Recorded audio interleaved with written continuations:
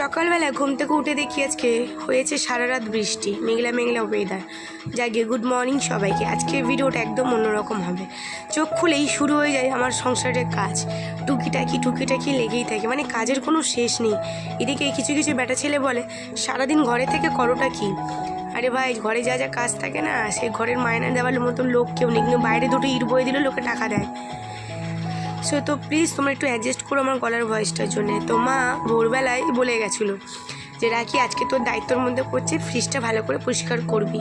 সবই পরিষ্কার হয়েছে ঘরের, কিন্তু ফ্রিজটা এখনও অবধি হাত দেওয়া হয়নি। তো সেই বলা মানে যেই বলা সেই কাজ।